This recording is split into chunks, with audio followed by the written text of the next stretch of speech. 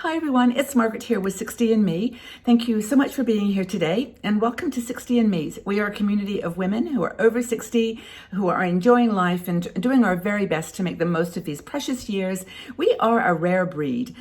Women over 60 are incredible. I mean, there's so many women who have had experiences that are just amazing, and as we get older, you'd expect that everybody would start to feel more confident about their the life they've lived, the experiences, the things that they've done where they've learned lessons and gained wisdom. You think we'd be brimming over with confidence, but it just isn't the case. And in the 10 years that I've been doing 60andMe videos and articles, I've realized that so many women in their 60s who should be feeling confident and connected and important and relevant are feeling exactly the opposite. They're feeling like they're invisible, they're not relevant, they're just that they have nothing to say, that no one cares about what they think or their experience. And you know, it's really a challenge. Now, one of our bloggers, Carissa Colston, wrote this article called Ways to Boost Your Confidence in Your Golden Years. Well, I don't know about golden years, but it's certainly a time when we are more precious, where our lives have been through, various stages that we can, we've acquired wealth in terms of our self-awareness. And I think that is really so important. And it's no reason to feel invisible and, not relevant in this world. In fact, I actually think, and I've mentioned this in other videos, I actually think that because of this pandemic, older women are more relevant, we're more resilient, more able to cope. We've been through a lot. When you think about 60, 70 years of life, we have been through a lot. And of course, this latest experience has not been fun, and it's certainly been a shock to all of us. And we've had to change the way that we think, the way that we think about the world, the way that we think about ourselves. But it doesn't mean that we've become less able. And I think so many women have been in their 60s and 70s, have been the calming influence in families during this pandemic. I mean, we've done all the things that we were told to do. We're in a high risk age group. So of course we've listened to the advice, and some of it's been good, some of it's been, misdirected. But we don't know. No one knew. Everyone was doing their best. And when I look back now over the last few years, I think, well, we can't really criticize any approach because we were just doing our best. Everybody was trying. Anyway, the first thing I think that Carissa talks about that I think is so relevant to 60andMe and to us and you is first way to boost your confidence is to mix with like-minded people, to find a community of people who are at the same level of thinking, adapting, understanding, and getting on with their lives.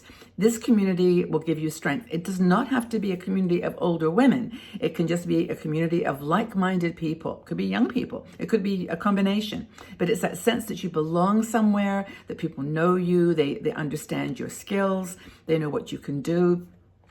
I actually have a good connection with a group called, a Nomad group. It was a Nomad cruise I went on years ago. And of course, now there's no more cruises, but they're doing some other workshops and so on. And this was with a group of people, all under 30, most of them under 35. There were a few over 50, but I was certainly the oldest. And I just have felt so connected to that group because I can teach them from my own experience, and they want to know.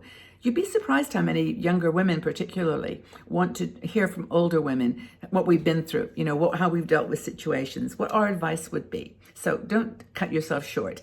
Anyway, 60andMe, we have our supporters group here. And I wanted to mention this one to you because it's really a cool group. I mean, it supports 60andMe, of course. And that was how it was started many years ago.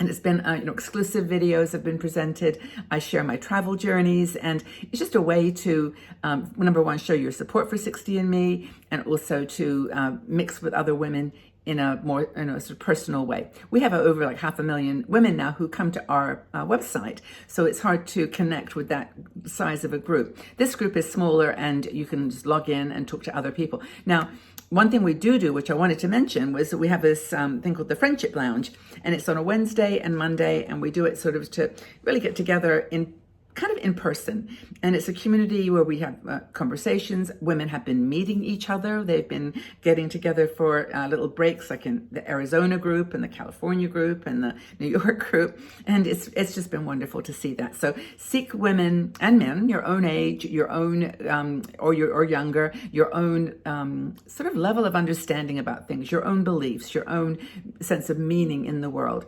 Online is not ideal. We know this, but it can work. Zoom is not the most perfect way to communicate, little boxes of little faces, but you can actually make it work. And I think I would encourage young people particularly. I think it's very sad that they're having to, that is their world. We've had, 60 years of not having this kind of pressure around us. And so I think it's really a blessing that we now can take that wisdom that we've achieved and accumulated. So it can work online, so to have a go. The other thing to do, which Carissa talks about, which I've mentioned before, and I think it's a really good piece of advice, and that's to limit negative self-talk. Yes, we look in the mirror and we've got wrinkles and we've got, bags under our eyes, and our bodies are not as strong as they were before. But our clothes don't fit perfectly. But those negative thoughts will always take you away from a position of confidence and strength to one of vulnerability and hesitation and fear. So start noticing your negative feedbacks. Challenge yourself. Lower the volume, Carissa says. Lower the volume of those negatives of talks, because I think it's really important. What goes along with that is another one of trying self-awareness activities, positive mantras. Just repeat things to yourself. Have them pinned around your room in little sticky notes, little notes that can remind you that it's going to be okay. To everything there is a season. Meditate. It doesn't have to be, half an hour. It can be 5 minutes. So just closing your eyes, watching your breath, following your breath, sort of trying to move the thoughts into another place while you just be there. It elevates your mood. It reduces stress. It's beautiful. It's a lovely sunny day, by the way. I don't know whether the sun is shining in too much here, but it's shining on my flowers. But anyway, next thing is to practice gratitude. Have an attitude of gratitude. When we feel grateful, we just cannot feel irrelevant, because we are just filled with abundance. We are just filled with the fact that we have been surrounded. It doesn't have to be with stuff. It can be with people. It can be with skills. It can be with opportunities, places. I don't think anybody, even if you live in the city, there's beautiful parks and nature that you can explore, and you can always get on a bus or drive out a little bit and just get that experience. So practice gratitude, focus on fullness and abundance and not on lack and not having. Next thing Carissa talks about, wear what you like. Wear the clothes that make you smile. You can throw everything out, to donate it or give it to the charity shop or whatever you can do. Give it away to friends. Do a trade with your girlfriends, but wear something that you like.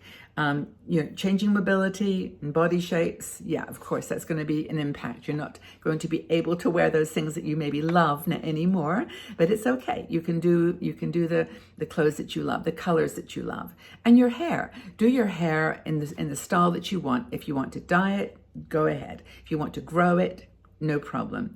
Honestly, at this age, it doesn't matter.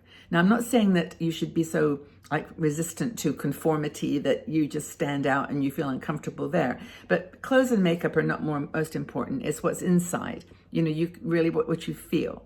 And so feel free of that limiting belief. Have some confidence in your beauty, because it may not be visible on the outside, but it's how you make people feel. I love that quote by, I think it was Maya Angelou, who said, people won't remember what you say to them, and they won't remember what you do, but they will remember how you made them feel.